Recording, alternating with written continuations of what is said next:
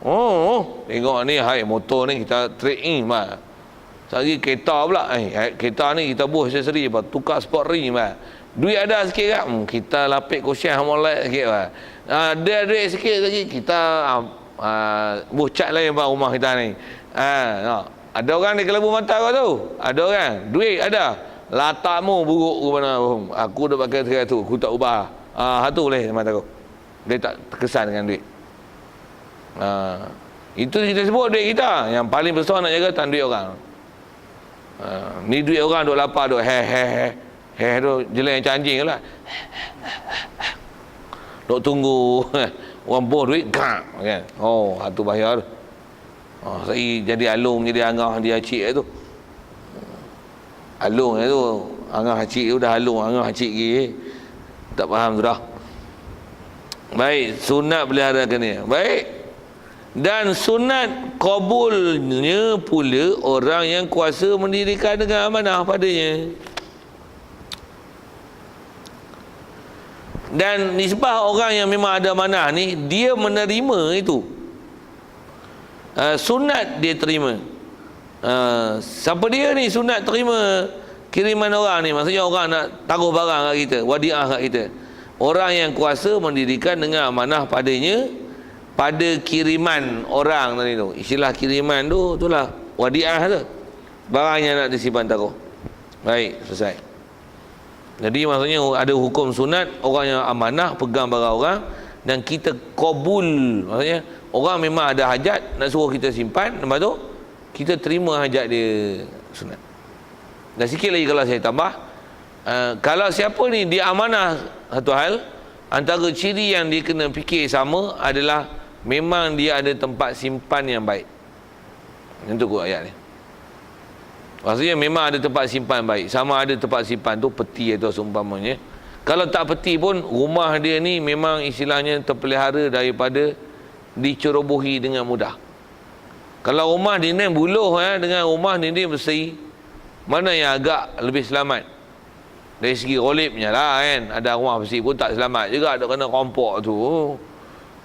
Disibah besi lah kan. Dinding buluh, tolak sekali serebel. Jadi ciri keselamatan itu. Jadi selain pada orang yang memegangnya ialah mana? Rumah dia, kalau kita kediaman dia, tempat yang dia nak jadikan tempat simpanan tu, pastikan security dia, keselamatan dia adalah besar. Pasal apa? Pasal dia akan sebut ke depan ni, kalau dia simpan tempat amanah yang memang betul-betul cukup semua kriteria dan kelayakan, yang antaranya kata tempat tu memang istilahnya terpelihara, itu tempat simpan yang sepatutnya. Maka kalau ada apa-apa berlaku kecurian, kebakaran, runtuh tanah ataupun seumpamanya yang kata binasalah, rosaklah barang yang orang suruh kita simpan ni, dari segi hukumnya tak wajib kita bayar ganti rugi kalau kita tak cuai. Dia ada duit tu. Tu yang dia sambung. Tiada wajib atasnya atas orang yang kepercayaan tadi. Tak wajib doman. Kita dah jumpa dah istilah doman ni, bahasa mudah doman ganti rugi. Tak kena bayar ganti rugi harta kiriman itu kalau dia rosak dan binasa, melainkan dengan sengajakan dia. Melainkan dengan sengajanya orang yang pegang kiriman ni, istilahnya dia cuai, menyebabkan berlaku kehilangan, kerosakan, kecurian, kebakaran, kebanjiran, keruntuhan, apa lagi rosak, berulat, berkarat, apa saja, terendam air, reput, aneh-aneh, apa saja yang istilahnya tu dia cuai, membuat sesuatu untuk memelihara dan menjaga barang yang orang taruh kat dia untuk disimpan dan dipelihara. Orang bagi barang kemas, gelang, rantai apa, dia buat apa? Dia boh atas meja depan rumah. Mana boleh boh situ? Itu hilang, bayar. Pasal apa? Cuai. Duit simpan mana? Ada almari perek pinggan mangkuk depan rumah tu, dia buh dalam tu. Tak boleh dalam cermin, atur molek-molek. Dia kata ni 10,000 ni. Habis orang buat lari dengan cermin almari mu. Dia buat lari. Tak kena tu. Tabung buh tabung ayam depan rumah lah tu. Tabung ayam hak tanah tu. Buh ayam tu, bubuh duit kan tu. Jangan orang buat lari dengan ayam mu. Tak kena. Hak tu istilahnya bukan sifat pertaruhan Bukan sifat simpan yang sepatutnya, yang selayaknya. Jaga tu. Baik, antara istilahnya sengaja dan cuai, setengah daripadanya, setengah kata sengaja tu daripadanya, daripada kesengajaan yang hukum cuai ni, ia kirimkan orang lain dengan tiada izin dan punyanya. Asalnya dia yang pegang barang, lepas tu dia pergi simpan pula ke orang lain. Yang ni jadi selalu kat kita kan. Saya buat misalnya, jadi macam mana? No. Orang bagi duit kat kita, suruh kita simpan, kita pun terima. Kita pun tak apa harap juga rumah kita. Pasal dengan saya sebut ciri keselamatan ni lah, rumah orang boleh masuk. Kalau orang tahu orang ada selongkang, memang jumpa nak kata ni, kita pun tak apa nak percaya tu macam mana. Duit yang orang suruh kita jaga tu, kita pergi simpan pula kat bank. Tu istilah pecah mana. Maksudnya apa? Orang percaya kat kita, kita pergi taruh kat lain pula. Kalau simpan kat bank, kata dia, baik aku tak suruh hang, baik aku pergi buh kat bank. Tak kena. Kalau nak buat macam tu, itu saya bagi contoh ke bank lah. Kalau tak kat bank pun kat orang lain, orang tu bagi kirim kat kita, kita pun tak apa selamat. Jiran kita sebelah ni, kita tahu dia ni lagi amanah pada kita. Kita tahu macam ni lah. Kita pergi pindah lah, bagi kat dia simpan. Esok dia minta, kita minta lah orang tu. Tak boleh. Itu istilahnya pecah mana. Jangan duk buat kerja tu. Kalau tuan-tuan tak ada kemampuan nak simpan barang orang, dengan keadaan yang katalah rumah kita tak berapa selamat, keadaan dia, bila kita tahu ada orang yang lebih baik simpanan dia, cadangan kawan yang nak simpan barang tu, bagi-bagi orang tu. Katalah dia nak simpan duit, tanya-tanya berapa, 100,000, tu dia emas macam mana, ada emas jongkong 15 kilo, tu dia. Oh kan, takut kita dengar tu, saya takut kan. Tambah orang buka mulut kan. Katalah kadang-kadang kita tak buka mulut, orang simpan tu buka mulut. Aku duit aku ada kat ustaz tu. Mampu kita dengan rumah-rumah dengan anak bini terancam oi. Jaga. Jadi saya nak kata gini. Bila kita tak ada ciri keselamatan tu, kita abang macam ni lah. Minta maaf lah, banyak ni tak berani tu. Tapi aku boleh bagi tunjukkan orang ni, dia amanah, tempat simpan pun selamat. Aku suruh ambil kat dia. Takat 500,000 tu gagah lagi.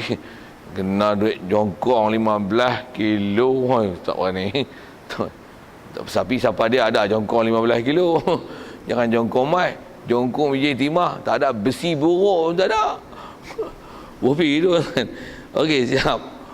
Macam mana pun nak sebut kata, benda yang kita tak ada tempat simpan elok-elok.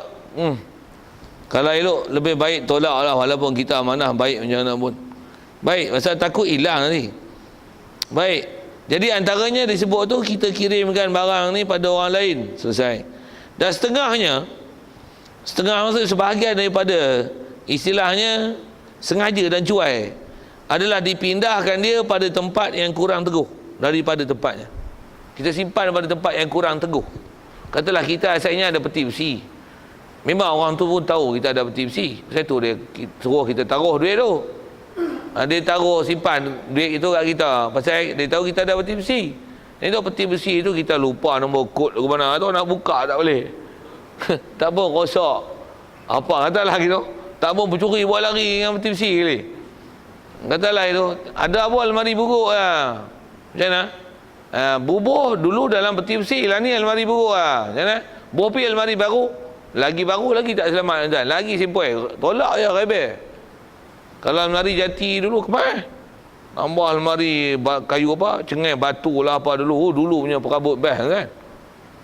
Dia kalau kedai-kedai emas dulu pun perabot kayu lah. Tapi tengok dia punya tebal kayu, tebal tu. Peti besi lah. Peti besi. Peti duit dah tu. Nak usung pun macam usung peti besi. Dia memang duk buat tabung masjid tu. Dari segi berat dah tu. Macam mana pun nak sebut ialah kaedah, kalau kita dulu simpan tempat yang baik, sekarang kurang baik dari segi keselamatannya. Itu berlaku sesuatu, cuai, bayar ganti rugi. Cuma sikit macam mana kita bicara lepas, bila sebut ganti rugi ni, maksudnya kes ni mesti biasanya akan kelahi dan bawa pendakwaan. Dia akan bawa kes ni ke mahkamah, kes ni bawa mahkamah. Jadi akan bicara nanti, kita tuduh dia tuduh apa-apa. Dia kata dia tak kena bayar pasal saya amanah. Jadi saya tak kena bayar lah pasal saya amanah. Saya pula bukan cuai. Memang hang tak cuai dari sisi sudut tu, tapi hang cuai dari segi keteguhan dan lebih kemas keselamatan. Dulu hang simpan peti besi, sekarang hang simpan dalam beg plastik lah. Bupi tu kan. Tengok simpan dalam plastik box kan. Oh, dalam carrier box carrier kan. Oh, tak jadi. Dalam bonet kereta ada simpan. Tak jadi. Tak jadi. Simpan bawah tikar kan. Oi. Mana boleh? Satu dia kena bayar. Baik. Lagi. Dan antara yang istilahnya cuai ialah meninggalkan membukakan dia umpama kain bulu. Okey. Yang ni bukan contoh duit tapi contoh lain pula. Kita simpan apa ni? Yang ni dia bagi contoh kain bulu. Jadi kalau kita faham tu antara benda berharga yang disebut orang dulu lah simpan, dia bukan duit, emas, perak aja, tapi pakaian. Antaranya pakaian kain bulu buat pada kulit dan sebagainya. Kulit kambing apa, kulit kijang ke, sembelih kulit lawa. Mahal lah tu, beli dulu 15,000 baju kulit tu. Nak pergi mana-mana takut hilang, bagi kawan ni jaga. Jaga apa yang nak? Dia lipat, ponyok, pok, sepuk dalam lemari. Bila kita pegang kan, kena faham. Nak faham macam ni, duit mesti letak tempat duit, baju mesti letak tempat baju, dan kena tahu macam mana kaedah nak pelihara baju. Bagi dengar elok ayat tu. Masuk pelihara baju macam mana? Baju apa? Kalau takat baju biasa tak ada masalah, boh lemari tu. Kalau ada lipas apa, boh bak gegat apa, baygon apa-apa, selesai lah. Jangan bubuh tengah matahari, jangan bubuh tengah hujan. Jahanam tuan baju dah. Okey, yang tu sedia maklum lah, rasa kita taklah sebodoh tu bubuh tengah hari, tengah-tengah dalam hujan, dalam hujan panas. Tapi bila baju bulu ni jaga, pasal apa? Dia tak boleh simpan terperuk.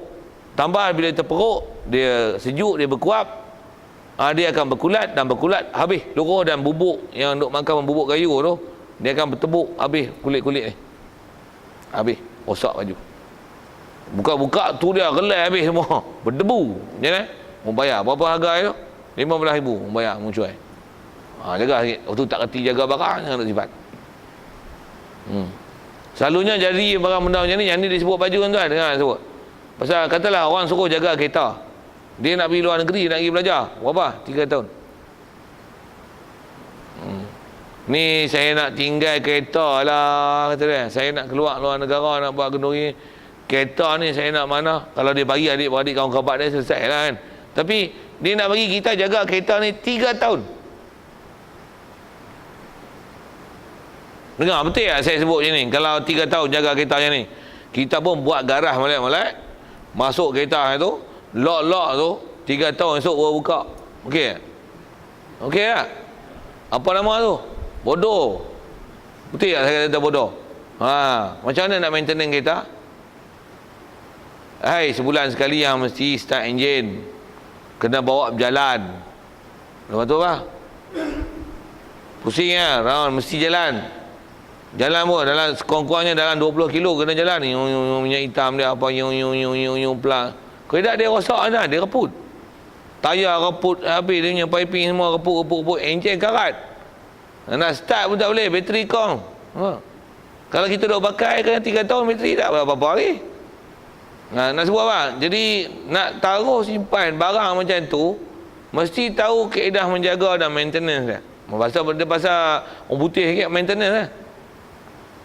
Orang bagi laptop, tolong jaga laptop saya macam mana? 2 tahun simpan.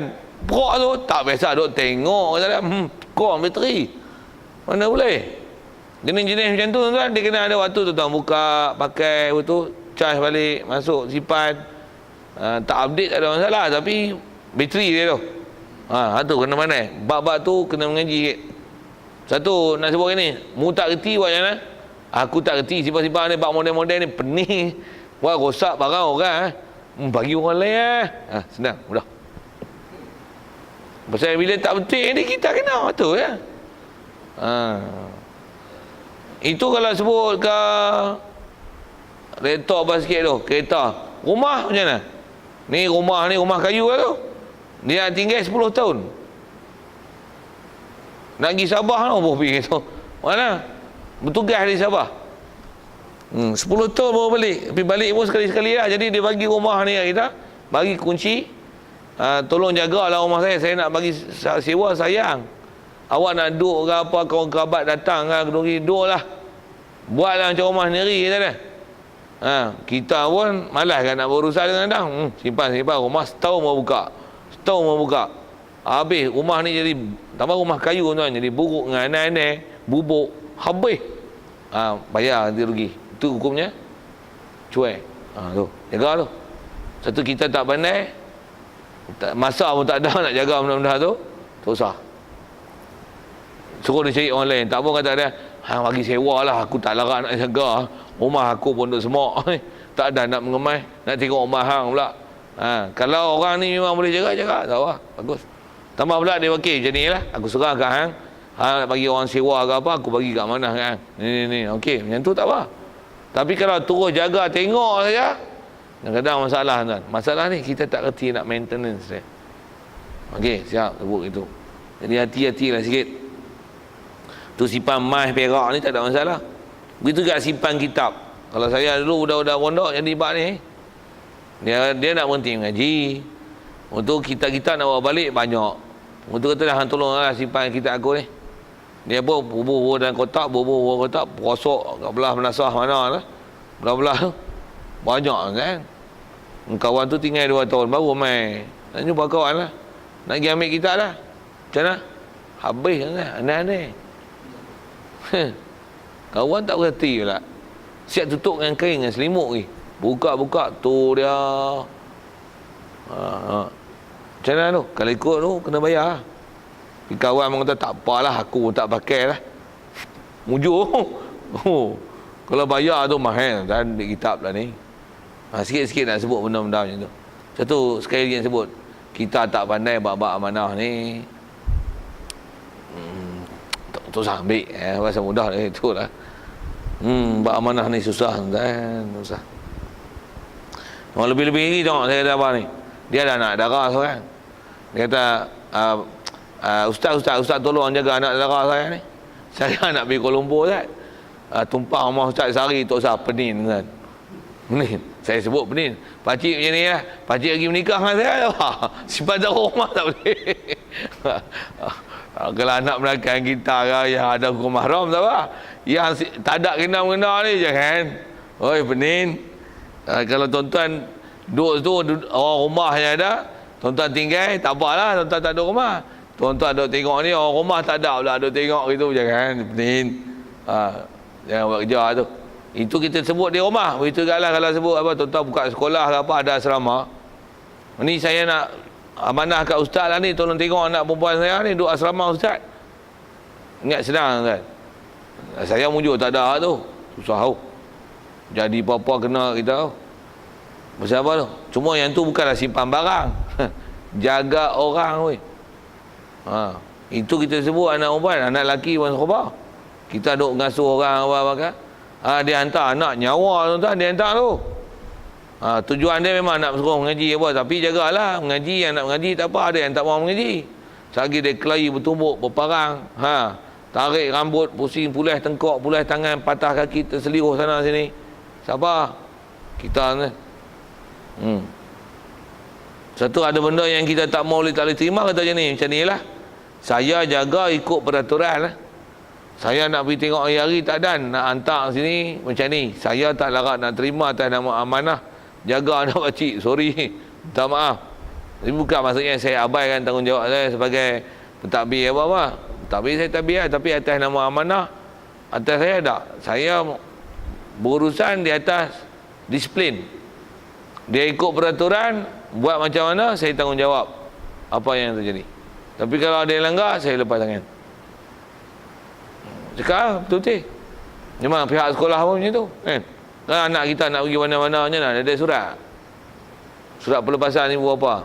Yang tu siap lagi. Saya berpasal dajal kan. Dia kata, jika ada sebarang apa-apa berlaku, maka pihak kami tidak akan bertanggungjawab di atas apa-apa yang berlaku pada anak tuan-tuan. Tuan-tuan sign. Mapuh lah habis. Tak apa. Sama? Kok sama ada dia cuai kan, anak tuan-tuan cuai kan. Tuan-tuan sign tu je lah. Baik. Kata pasal memang jadi banyak kes apa macam-macam jadi.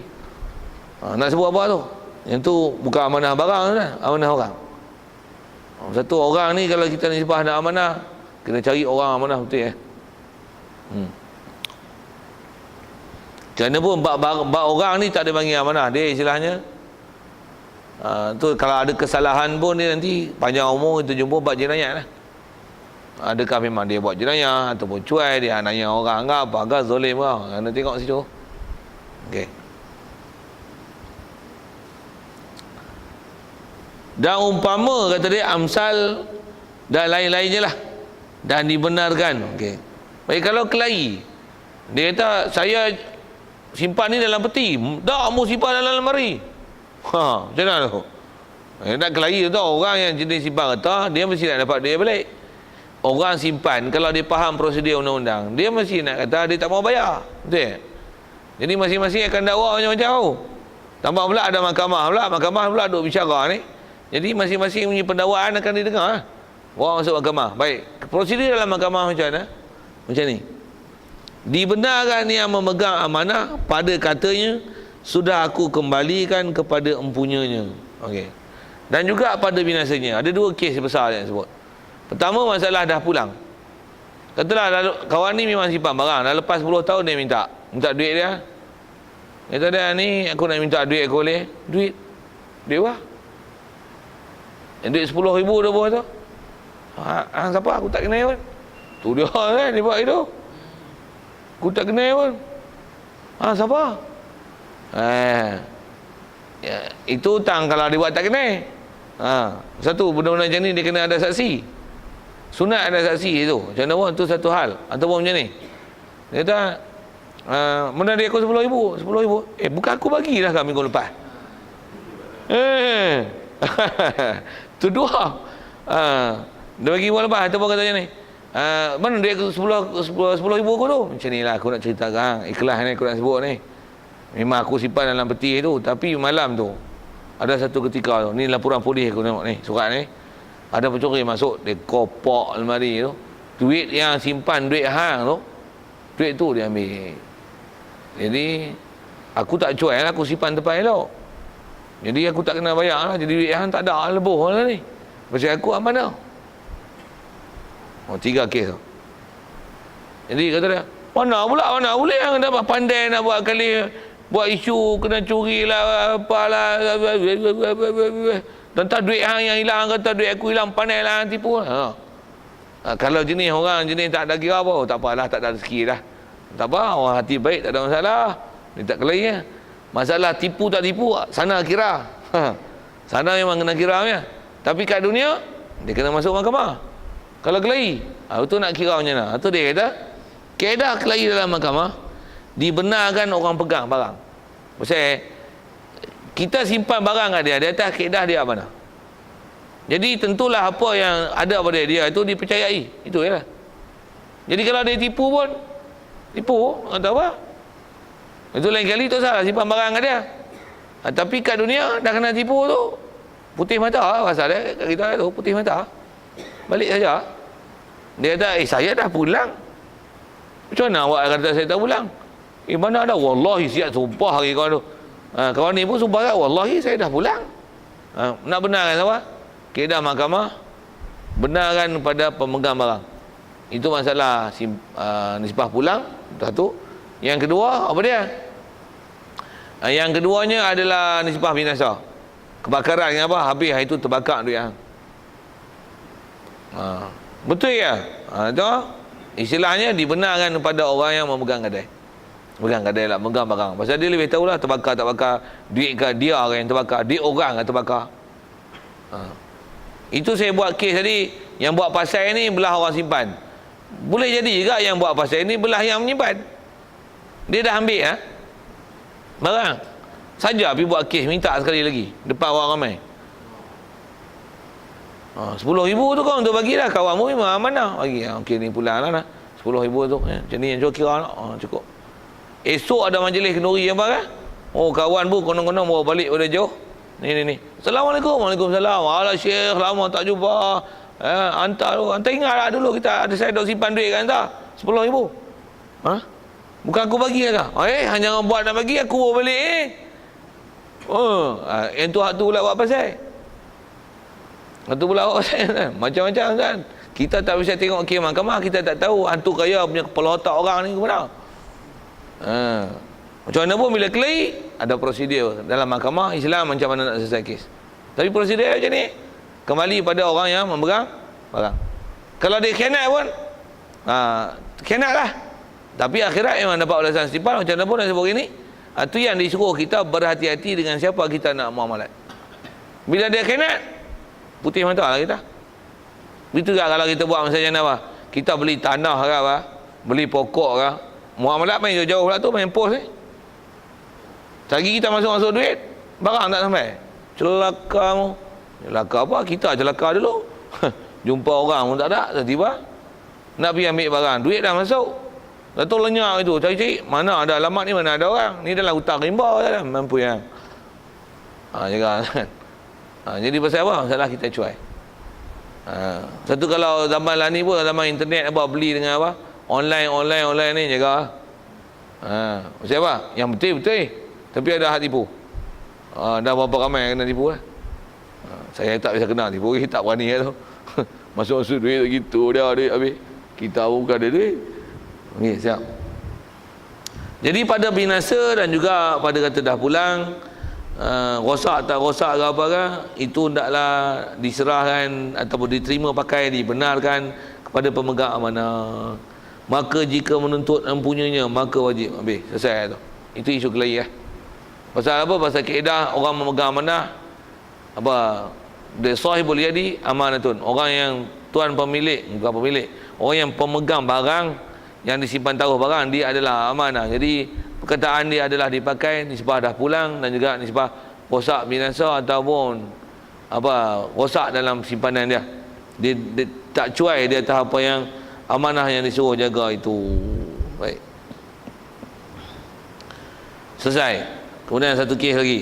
Maka jika menuntut empunyanya barang, maka wajib atasnya atau orang menyimpan diberi jalan sudah, bukan sudah tu, kalau ikut suruh ia orang yang menuntut ni ambil pada tempat pertaruhannya. Yang ni perkara yang wajib, yang orang yang simpan barang kena pelihara. Katalah misalnya orang tu datang, saya nak minta duit saya 10,000 ni, pergi ambil bagi jangan tangguh lah. Pasal dia dah minta barang tu, barang dia, kita amanah tolong simpan, dah dia minta bagi. Ataupun ni kereta saya ni, saya nak ambil kereta lah ni, saya dah simpan seminggu ni, saya nak ambil lah. Ni kunci garah pun tak kunci lah, buka lah pagar tu, ni kunci, ambil lah sana. Buka pagar apa elok, bagi ke dah. Jadi istilahnya bagi jalan supaya dia boleh ambil apa yang ambil, ataupun kita pergi ambil bagi. Baik, itu kaedah asal. Baik, di atas kaedah itu, maka jika ditangguhkan serah kuasa memberi hingga binasa, wajib atasnya doman, wajib bayar ganti rugi. Katalah kawan tu nak minta kereta dia balik, seminggu dia simpan, masa dia bagi pun dia kata macam ni, kereta ni saya nak simpan kat awak, tolong tengok lah. Tapi kalau nak pergi mana-mana pun pakailah. Tapi hari saya nak balik sekian ni ada kereta tu lah. Bila balik saya nak kereta saya mana? Kereta awak esok saya pulang. Maaf lah, ada terlambat apa-apa. Jadi dia tak bagi. Padahal waktu janji dah sampai. Macam mana pun asal sebut. Kalau katalah orang tu kata, saya kata ni esok saya nak ke sini pula. Jadi memang istilahnya dia tak reda tu. Dia tengok esok dalam masa perjalanan balik, accident pula, bayar ganti rugi. Ni pun jaga agak babak ni. Satu, kita bila bab ni, bila dia amanah tuan, tentang kena amanah sungguh.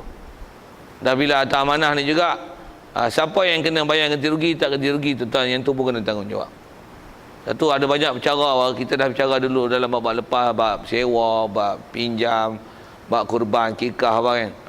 Ada benda yang memang istilah cuai kat kita kena faham tu, kita ada tanggungjawab. Rasanya sikit saya nak sebut itu, ada kita pernah sebut dalam bab-bab sembelih binatang kurban apa itu.